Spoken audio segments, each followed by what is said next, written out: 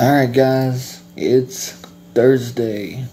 We're going to talk about something that Stephen Drizin will not speak about. And at the end of this video, if you support Brendan Dassey, I'm going to be referencing a lot of political material that is factual and you can see it for yourself. And I want you to ask Stephen Drizin why he doesn't talk about what I have to say this morning about Brendan Dassey. Because let's be for real, there's numerous theories that exist. You're out there watching. Some of y'all believe Bobby's a killer. Some of y'all believe Bobby and Mike Osmundson are killers. Some of y'all believe that Bobby and Scott Tadage are killers. Some of y'all believe that Earl and Chuck had something to do with it. There's so many different theories out there. The one thing that we have in common, no matter how we arrive to the conclusion of Steven Avery's fate and conviction, wherever the junk science comes from, all the bullshit evidence, there's one conclusion, and that's that in order to convict Steven Avery, you have to coerce Brendan Dassey. Now, I'll say it 100 times again. I've said it 100 times before. I'm going to say it just like this. The motive to frame Steven Avery is greater than a motive for anybody on Avery Road to kill Teresa Hallback. And we can't get that conviction unless Brendan Dassey's coerced. So, Stephen Drizin has a lot of explaining to do, and I'm going to break this down for you. I'm going to show you how every attorney out there is deep-rooted politically, okay? And we're going to start off in July of 2005, because July of 2005 was a very, very important time period. This is not only important for Steven Avery's future, but July 2005 is shaping Brendan Dassey's future. And what's criminal about this is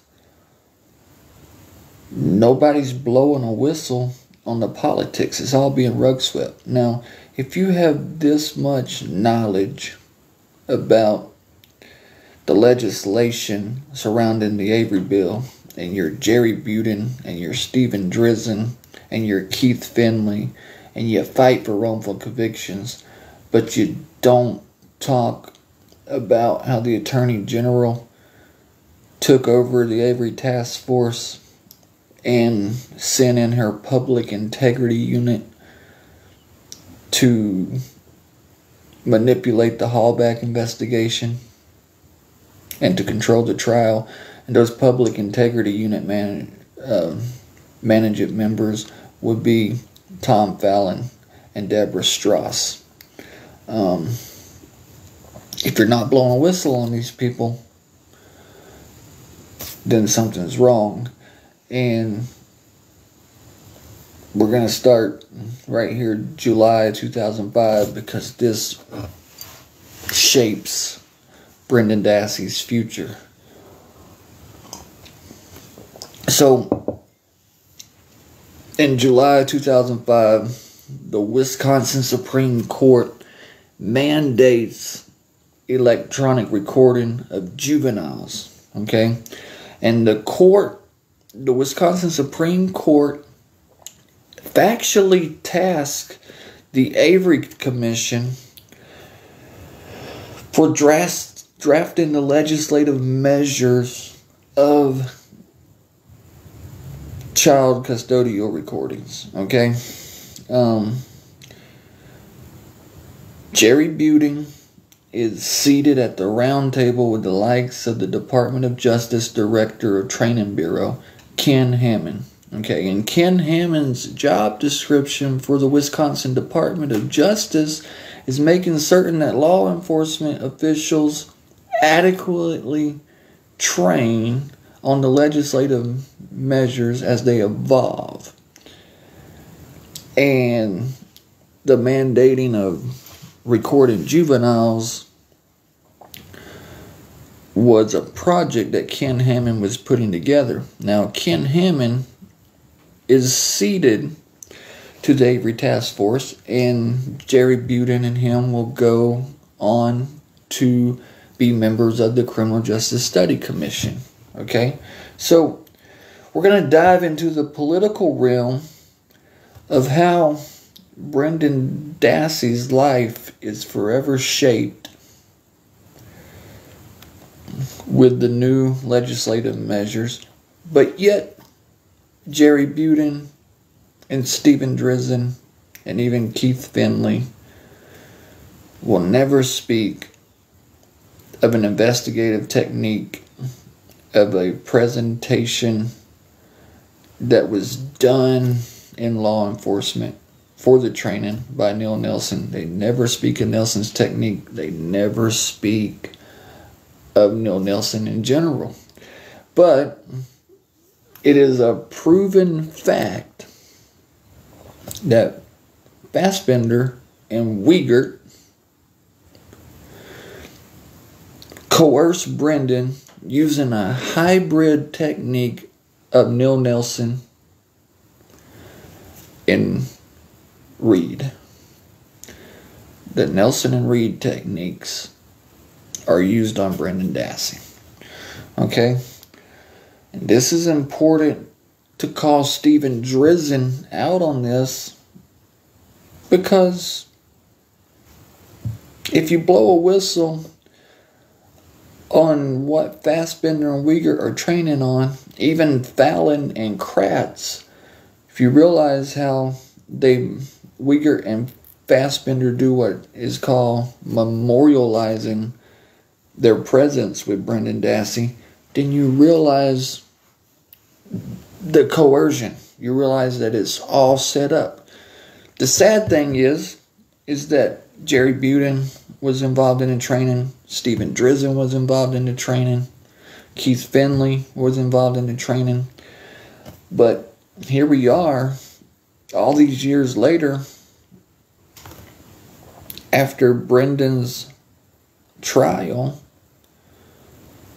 and Stephen Drizin, Jerry Buting, and Keith Findley aren't speaking up for what went on in the political realm. So I have no choice but to ascertain that these political attorneys are deep state rooted. They're rug sweeping for the state, and they helped the mechanisms to coerce Brendan Dassey. Let's dive into this. We're going to talk about Wisconsin Act 60, 2005. Okay? Now, this legislation is the Avery Bill itself, which becomes the Criminal Justice Study Commission. Now, in the drafts for the Act 60, Section 15, actually Section 16, 165.85, Section 3, Paragraph D, the statute is amended to read that legislation will establish minimum curriculum requirements for preparatory courses and programs, and recommended minimum curriculum requirements for recertification and advanced courses and programs. And this is now to include recording custodial interrogations, okay, to provide a better understanding for ever-increasing complex problems in law enforcement. So we're going in to July of 2005. Avery Task Force is tasked with writing and drafting new measures to record juveniles. And here they are implementing that before you can interview a child such as Brendan Dassey, you have to have curriculum courses on the recording of custodial interrogations. And this is a Wisconsin state legislation. It's written into the law. It is policy. It is policed. You just don't go interview a child in today's Wisconsin without taking these courses. This curriculum is mandated for law enforcement to have. Again, it's Section 16, 165.85, 3, paragraph D. Okay? So, November 15th was the date that Governor Doyle, who's a little late on signing the bill, I'm coming out with a whole new political book. It's called Dassey Memorialized. You'll have the timeline of all this. But November 15th, Brendan Dassey was seen as an accomplice, okay? They just interviewed Brendan November 6th, and then again on November 10th, Mark Weigert on November 15th, they amend Stephen's criminal complaint. Mark Weigert takes out a warrant for Stephen Avery's hard drive, looking for porn, rape, torture, bondage, sexual assault, because that is the motive for killing Teresa Hallback. And if that motive sounds familiar, it's everything that Brendan Dassey talks about on March 1st. And I discussed that in another video, but we're going to talk about shaping Brendan Dassey's coercion, okay? And this is a fact. Section 16, 165.85, 3, paragraph D, you have no choice but to take a curriculum course if you're going to interview children.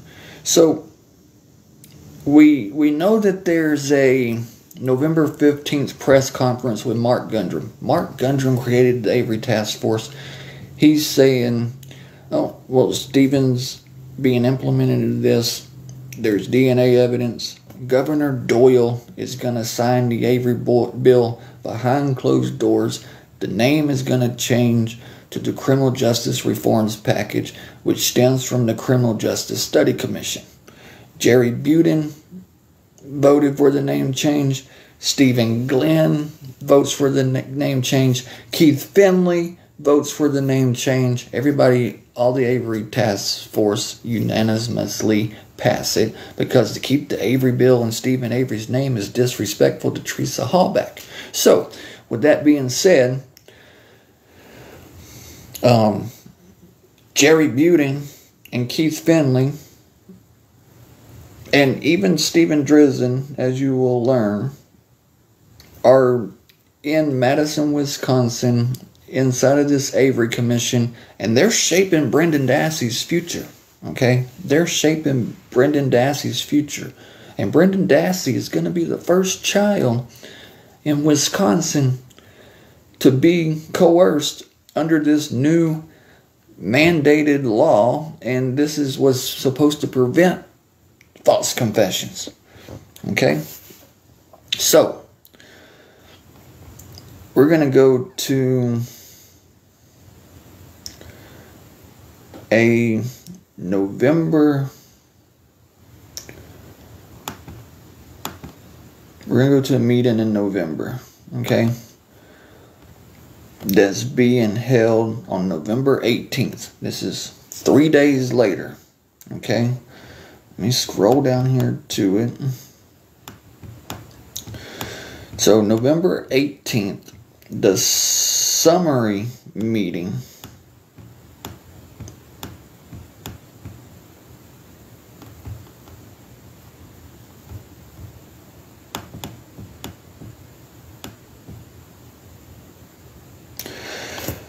Wisconsin Criminal Justice Study Commission. Summary of the commission meeting held on 11/18th and a Wisconsin Law Review Symposium held on November 18th. And this is 2005. This is 3 days after Stephen Avery's criminal complaint is amended. This is only 9 days after Stephen Avery's been arrested. Okay. Presentation on false confession. We have Stephen Drizin. Okay. And Stephen Drizin, he gets up, he talks about wrongful convictions, and Richard Leo is with him, and they're talking about false confession, the Reid technique, the whole 9 yards, okay?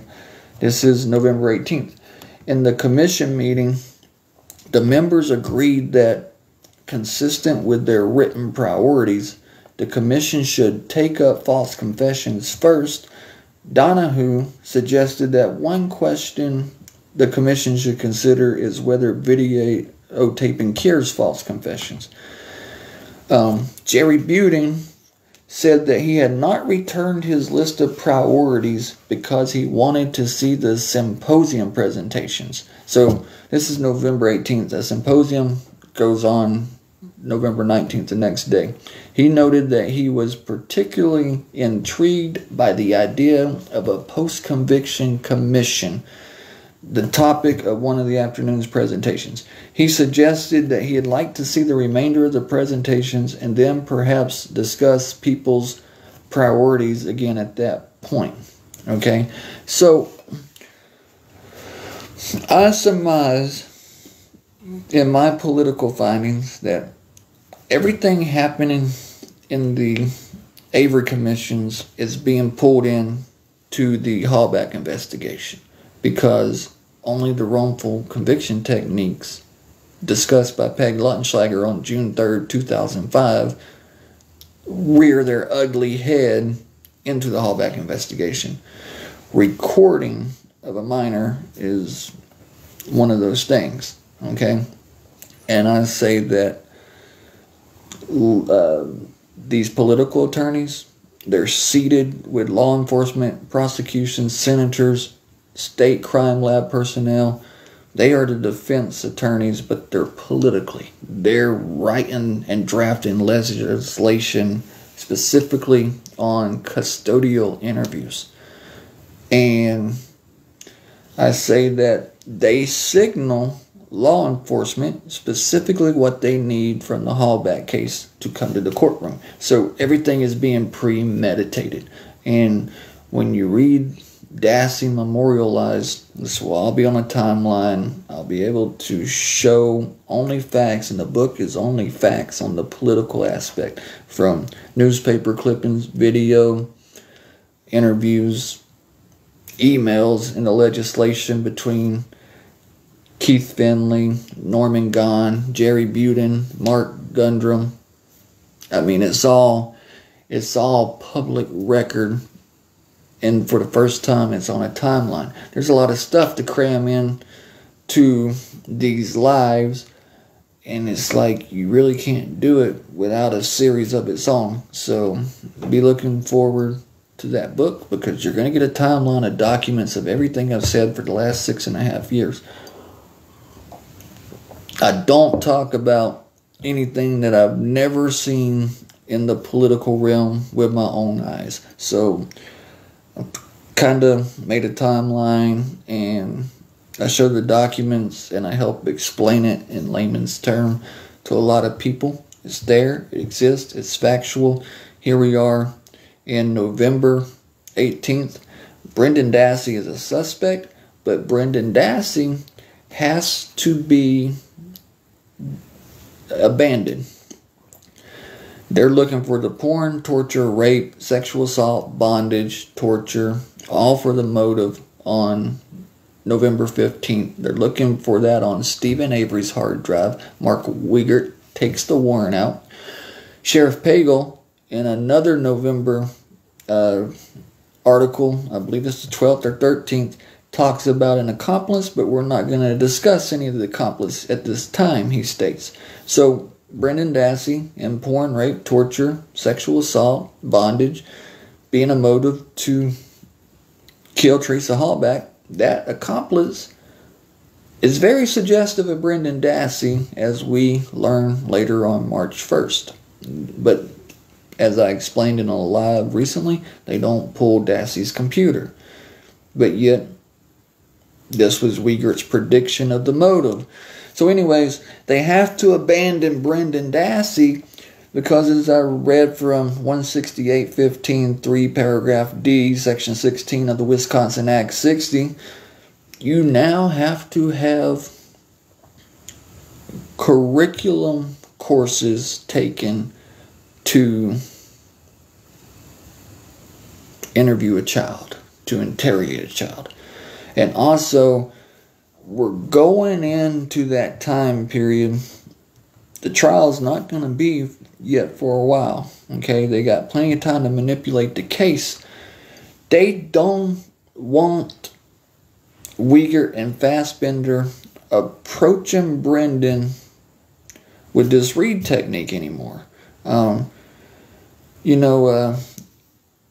Anthony O'Neill was trained more on Reid. We see Anthony O'Neill's, Detective O'Neill from Cribbets, interviewing Brendan November 6th. Then we get the November 10th DCI agent Kim Skorlinski. He comes in and grills Brendan Dassey. That's on audio in a written format. Well, the new legislation is saying, hey, you got a videotape. And now they're saying, not only do you have to videotape, but this curriculum is by design. You got to learn the psychology of these false confessions. So they abandoned Brendan Dassey as a suspect. Okay? They abandoned him mid-November. Alright? Now, what's happening here, this gives the establishment to Fassbender and Weigert by design to approach Brendan Dassey more law enforcement friendly. Okay? So we're going to go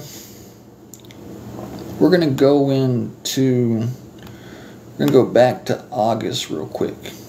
Okay? And August was the very first meeting of the Criminal Justice Study Commission. Okay? And in that August meeting, the summary meeting, I'm going to read what Jerry Buting says, and I'm going to read what Ken Hammond says.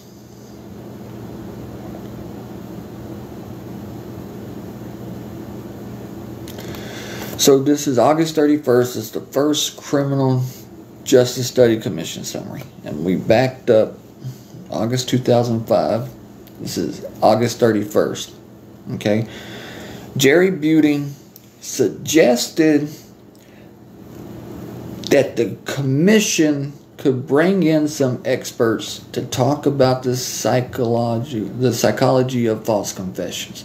And then Ken Hammond asked if the commission would be available to give feedback on electronic recording guidelines if the Attorney General were to develop such guidelines. the commission members agreed that they could be available to give feedback, perhaps through email and perhaps before the November 18th meeting. So August 31st, they're talking about this November 18th symposium. And who suggested to bring in some experts? That was Reid Buting, about the psychology of false confessions. Now at this November 18th meeting, we get Stephen Drizin, Richard Leo, and this region in 2005, November 18th. Stephen Drizin is the Michael Jordan on false confessions, okay? To put that in layman terms for you. And he showed up to talk about false confessions. Now, we hear about the guidelines of the Attorney General. Who is the Attorney General? August 31st, 2005. That's no other but Peg Lautenschlager. Now, the guidelines from her, this is November 18th. Peg creates this model policy. And in this model policy, it is her policy on how to interview children, custodial interrogations, of juvenile interrogations, interviews, and what to do, how to do it, blah, blah, blah, blah. So, Ken Hammond, because I told you earlier, his job is to set up the training bureau of how law enforcement interact with the written policies of the legislation, and they train law enforcement. They've reached out to someone who was invited to the Avery Task Force for the first time in 2004, July of 2004. And that person was Neil Nelson. And there had been a discussion about false confessions and should video be happening for juveniles in 2004. And that was because the Jarrell's case. Okay, so this was all developing in legislation back in July of 2004. Now we know that Keith Findley and Stephen Drizin had a big impact on the Wisconsin Supreme Court with their brief filed on the Jarrell's case.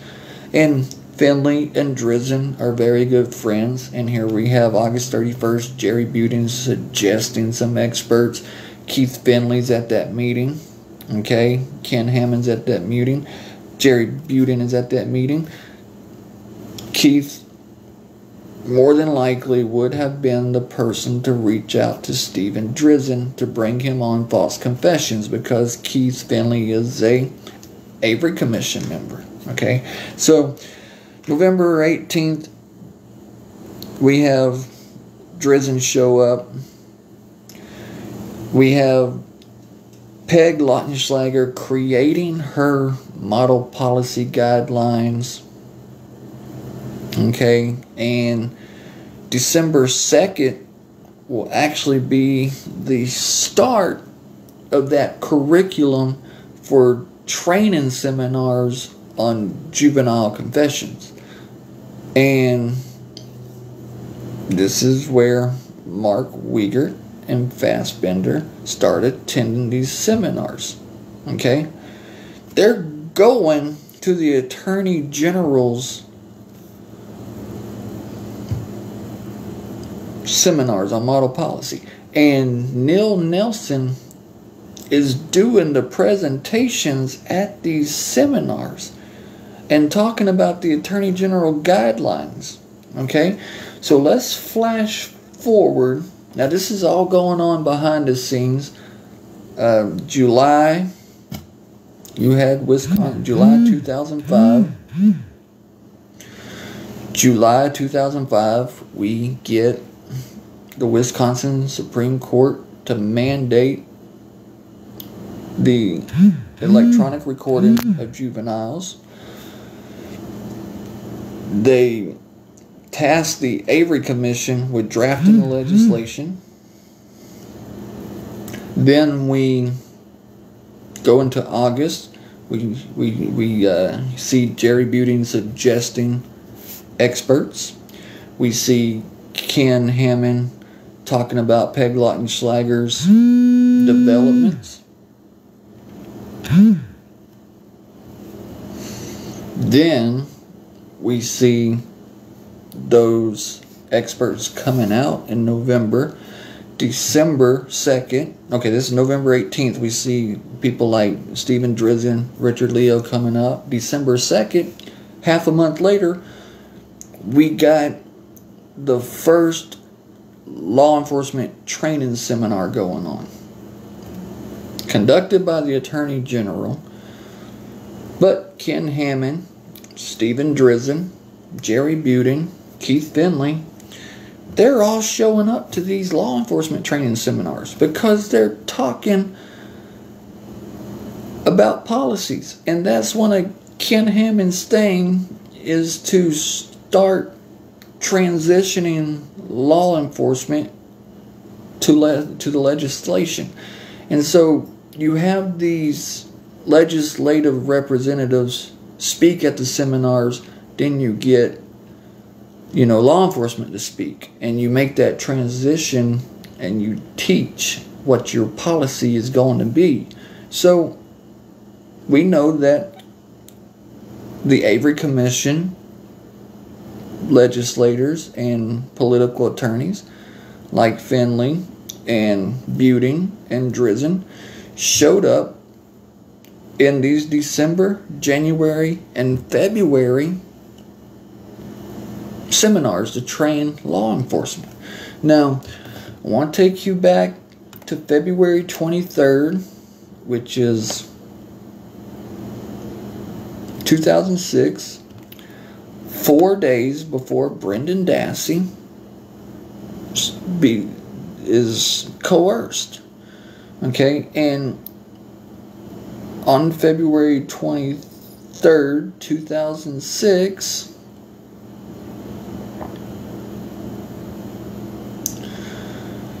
we hear from Ken Hammond, and he's talking about Neil Nelson.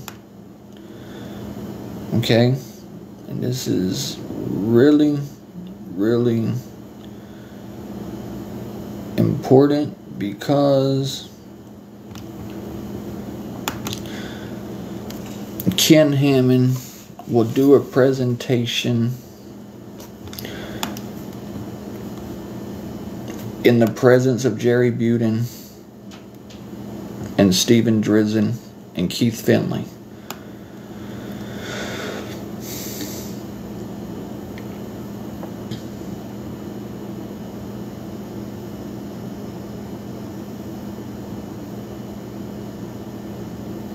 Okay, and so Ken Hammond, the Director of Law Enforcement Education, and the Director of the Training Bureau, the Wisconsin Department of Justice, he provides a number of handouts to discuss during his presentation. Hammond described the training currently being conducted by the Wisconsin Attorney General's office. And this had been going on since December. You got December, January. Here we are, February 23rd, on the topic of electronic recording and police interviewing. Hammond explained that the Attorney General, Lautenschlager, has implemented a model policy on electronic recording and conducted training sessions around the state, okay, on some of the issues raised by recording. That training included presentations by Neil Nelson, a commander with St. Paul Police Department, who has developed a method for suspect interviewing in the post-electronic world. Hammond goes in to describe Nelson's technique, and Hammond talks about the softening of police presence. Now, 4 days later, we're going to see the softening of Weigert and Fassbender's presence with Brendan Dassey, because Weigert and Fassbender have trained in this course. They got their curriculum, okay, and they're interviewing Brendan Dassey with a Nelson Reid Hybrid Technique. Okay. Now, if we flash forward now at this February 23rd, Jerry Buting asked Drizin's questions. You also have Joseph Buckley, who is the president of Reid and Associates here.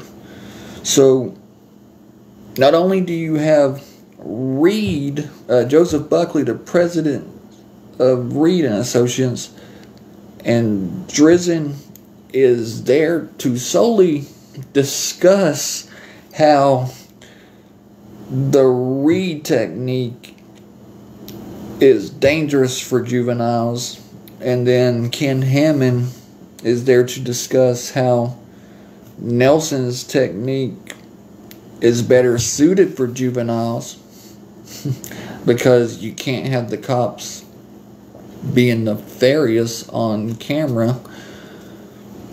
Is so stupid for everyone to say that, hey, that was a Reid technique done to Brendan Dassey. No, it wasn't. It's a hybrid. It is a hybrid technique done. And I can, I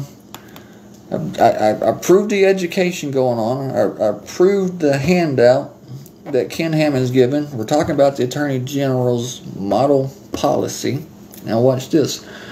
If we go to May 16th,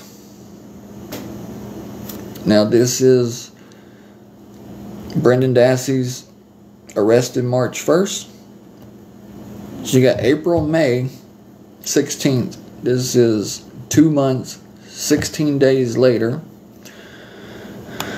This is another commission hearing. Present for a commission meeting. You have Keith Findley. You have Jerry Buting. Okay. And of course, Ken Hammond is there. But you have a guest speaker. And in the flesh and in the blood is Neil Nelson. He's there to speak. Now, the commission first heard a presentation from Neil Nelson, a commander with the St. Paul Police Department. Nelson said that he has been a police officer in St. Paul, Minnesota for 29 years. He said that he began incorporating electronic recording into his suspect interviews when he was working large narcotic cases. In those cases, he would interview 18 to 20 suspects in a single crack house. Without an electronic recording, he found that he couldn't remember enough of the necessary details of the interviews. So, even though there was no legal requirement to record, Nelson began recording voluntarily because he found it necessary for his investigations. So, at this point when Lautenschlager in December 2nd starts using Neil Nelson to speak in these training seminars on electronic recording around the state of Wisconsin, Nelson has 29 years going into this. Okay? He's showing how video cameras can start bringing faith back to juries and judges in law enforcement. And so Weigert and Fassbender have taken his course. They learned to soften their police presence.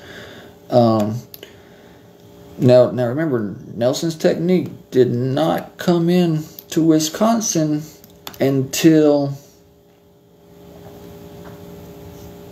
December 2nd, and it's been widely accepted because the Attorney General was holding the seminars. Now,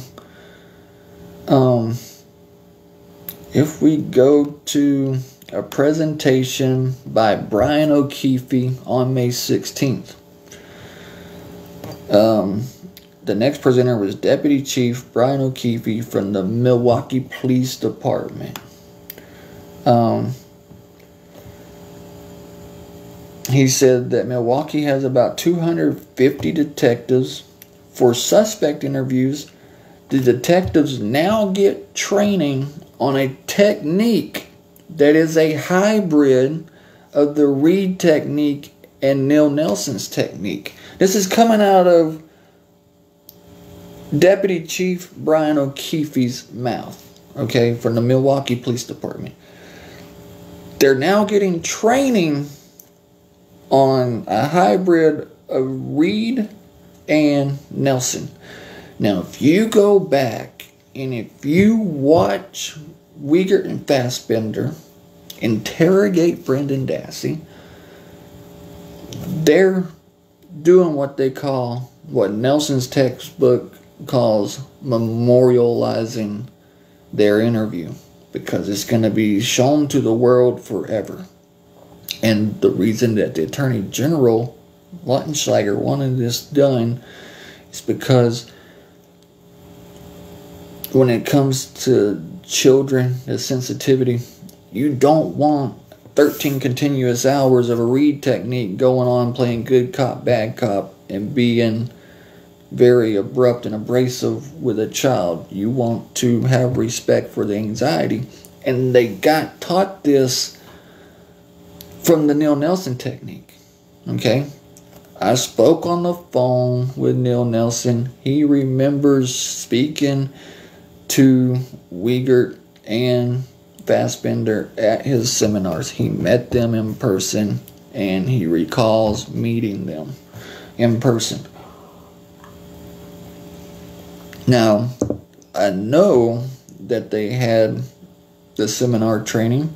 Not only does Neil Nelson recall them, but his legislative law.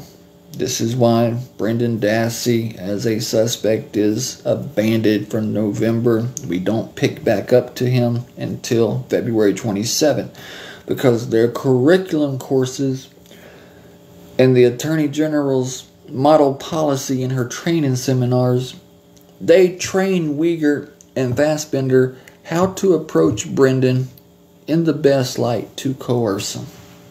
Now,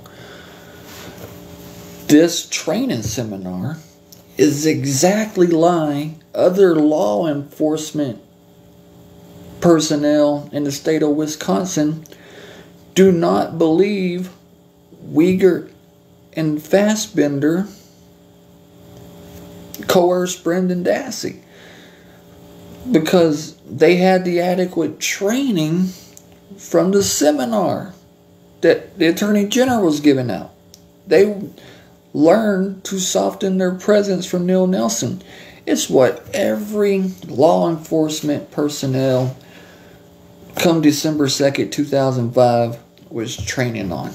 You hear from the presentation from Brian O'Keefe. We now do a hybrid technique. Brendan Dassey is getting a hybrid technique of Reid and Nelson. But what does Stephen Drizin tell Laura Nirider to do? He gives her the Dassey file. She's a newcomer. And he says, Stephen Drizin says to Laura Nirider, learn everything you can about the Reid technique. Stephen Drizin has never mentioned this training to Laura Nirider before in his life. I called up Judge Hammer after speaking with Neil Nelson, and Judge didn't know what the Nelson technique was. Laura Nirider doesn't know what the technique was. The man has sit with Ken Hammond, Jerry Buting, Keith Findley, and Stephen Drizin in person through seminars training law enforcement, specifically Weigert and Fassbender, and has never spoken one thing about it. Now, if you go to look for this model policy on custodial interrogations, it's been removed from the Wisconsin Department of Justice. It's completely 100% removed. But at the February 23rd commission hearing on 2006, when Ken Hammond is discussing Attorney General's Lautenschlager's model policy on how to proceed with custodial interrogations, we have Laura Riccardi refilming this entire commission meeting. So, if you want to know exactly what it says, Ken Hammond gave a presentation. Laura Riccardi has it on film. Kathleen Zellner needs to pull that date specifically. Now, if you ask Jerry Buting about Neil Nelson, and I have people that's asked him, he'll play dumb. If you ask Stephen Drizin about Neil Nelson, he'll play dumb. But this was part of the Avery Commission. Stephen Drizin was pulled in as a political expert 4 days before Brendan Dassey is interrogated. You have Neil Nelson's being discussed by Ken Hammond and how he's going to be a presenter for the Attorney General. And then you have Joseph Buckley, the president of Reid Associates. And they're all in the same room with Findley, Jerry Buting, and Stephen Drizin. And the reason that Stephen Drizin is up there talking about the Reid technique doing a presentation on February 23rd is because the Reid technique is deceptive for children. Okay? But the Nelson technique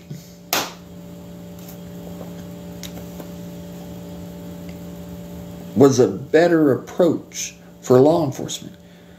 And that's how Weigert and Fassbender did factually approach Brendan Dassey, was under that technique. So, law enforcement personnel today, 2022, in America and Wisconsin, believe they got an honest confession out of Brendan Dassey because in these curriculums that they go to now, they use Brendan Dassey as a subject in law enforcement training in those curriculums after the fact. But they state how Fassbender and Weigert were trained properly on new techniques prior to interviewing Brendan Dassey. And that's why law enforcement does not believe that they did anything wrong to Brendan Dassey. Neil Nelson himself told me that he believes that Brendan and Stephen are guilty because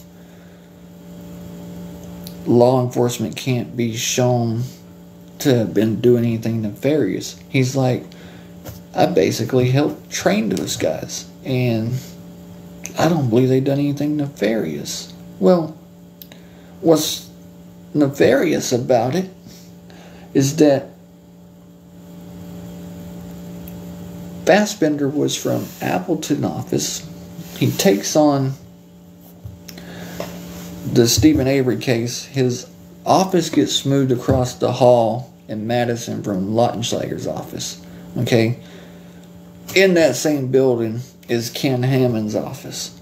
So they're prepping Fassbender, DCI brass,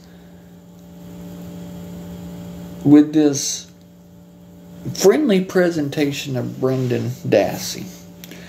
The only problem with this is that they made one big mistake on November 15th by getting a warrant for Stephen Avery's hard drive because it's porn, rape, torture, bondage, sexual assault being the motive to kill Teresa Hallbeck. But then you get a 4-month gap before that's corroborated by Brendan Dassey. Yet, ironically, oddly enough, they don't pull his computer. They don't pull his hard drive until April 21st. Then we get Fassbender sitting on that CD, the Veely CD, for 13 plus years.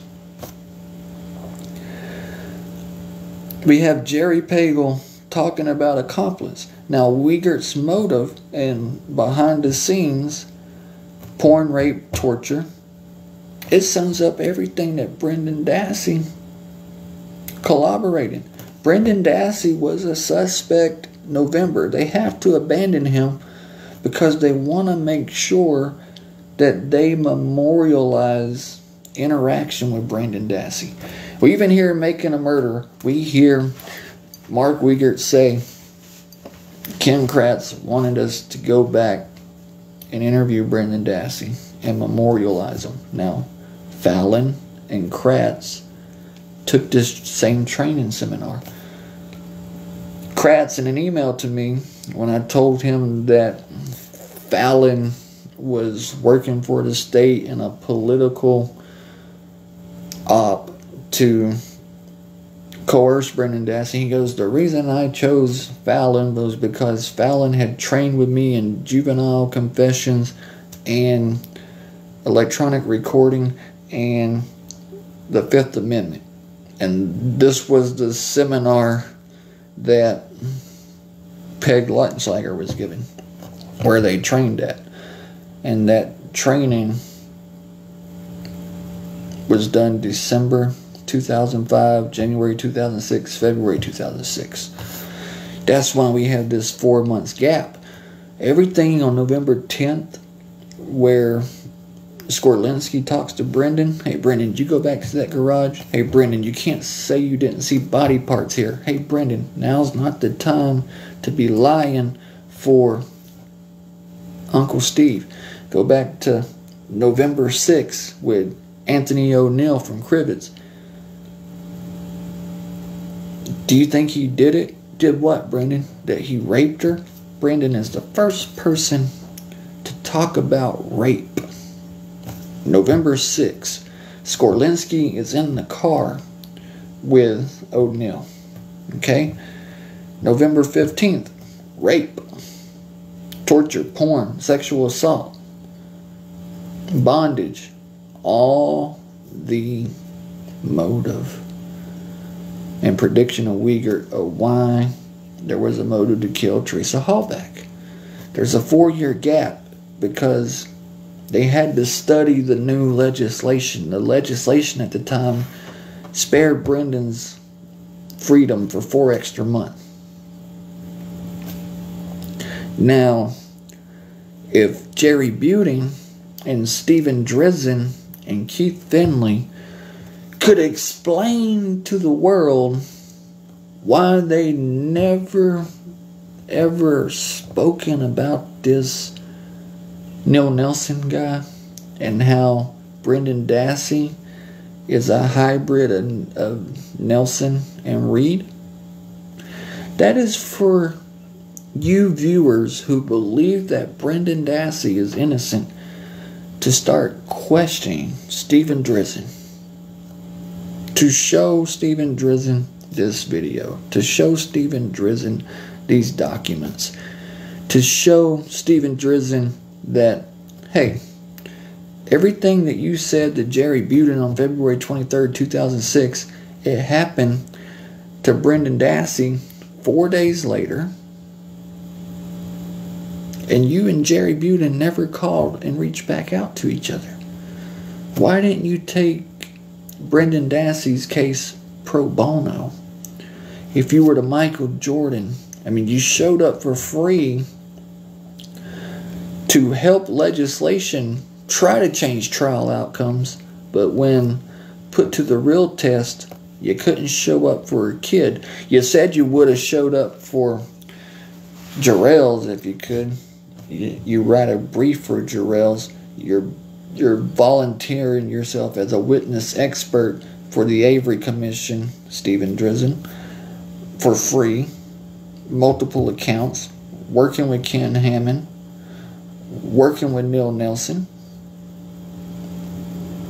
learning the new legislation, helping Buting and Findley to help draft it in the Avery bill.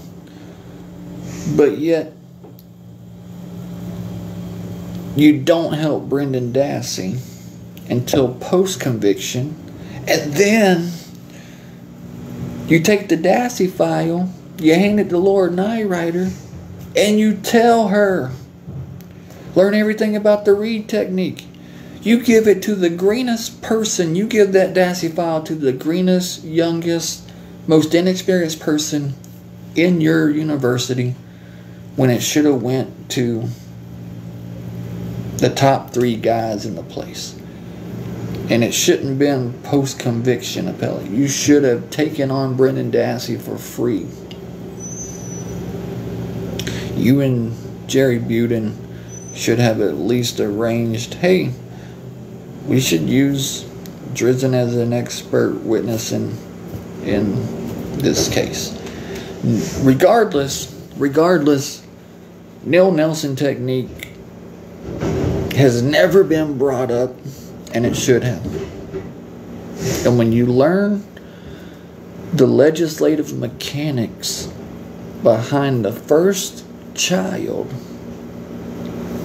falsely coerced on video in Wisconsin, you learn that if Stephen Drizin isn't blowing a whistle, Jerry Buting isn't blowing a whistle, Keith Findley isn't blowing a whistle, then they're rug sweeping. They're a part of it. Because the only way you can convict Stephen Avery of all this junk science is by coercing Brendan Dassey. And to make that coercion look great to the audience and to the judge and other law enforcement peers, if you're Weigert and Fassbender, you had no choice but to soften your presence. So even Neil Nelson, 29 years then as an expert, and now 30 plus years, 40 plus years, 45 plus years, can say, I believe Brendan and Stephen's guilty because Fassbender and Weigert, they approached them in my style, and that's what they were trained to do. So they look good in front of their law enforcement personnel. Stephen Drizin has never brought this concept up. Okay? But the Attorney General's policy and all of that training seminar, it exists on camera. And Laura Riccardi filmed it, and Kathleen Zellner needs to pull Ken Hammond's presentation 4 days before Brendan Dassey is interrogated. And Stephen Drizin needs to tell the world, as so does Jerry Buting and Keith Findley, that they were involved in the mechanics of Fassbender and Weigert being trained under Neil Nelson, under Attorney General Lautenschlager's policy. And now you wonder why Jerry Buting says he has nothing to do with Peg Lautenschlager. No, you can't tell me you had nothing to do with Peg Lautenschlager. You were a legislative force that was put together to change trial outcomes for wrongful convictions involving minors and false confessions. Yet, you don't even tell the mechanics of how Attorney General's training seminar, Lautenschlager's training seminar, how you attended with Ken Hammond, Steve Drizin, Neil Nelson himself, Keith Findley. Where are the good guys? Call Stephen Drizin out. I tried to discuss this with Laura Nirider last year. She's literally sleeping with the enemy, brainwashed. Oh, Laura, You wouldn't have a career if it wasn't for Stephen Drizin. But yet you've been brainwashed all these years to look for probable causes with the Reid technique, but you know nothing about Neil Nelson. Somebody, can you just tell me if that is right or wrong? Thoughts, comments? Because it factually happened, and it's factually still happening, that Stephen Drizin is hiding Neil Nelson. Jerry Buting is hiding Neil Nelson. Keith Findley is hiding Neil Nelson. Laura Riccardi, if you got the tape, hand it over to Kathleen Zellner. It says on the summary meeting that y'all filmed the meeting and they discussed the filmmakers that were in town doing a documentary. Drizin had you show up, Laura Riccardi, because legislatively and in theory, if acting good on camera worked for Weigert and Fassbender, then acting good on camera worked phenomenal for Jerry and Dean, because they memorialized their actions as well. And that's how you shut down the coercion of Brendan Dassey.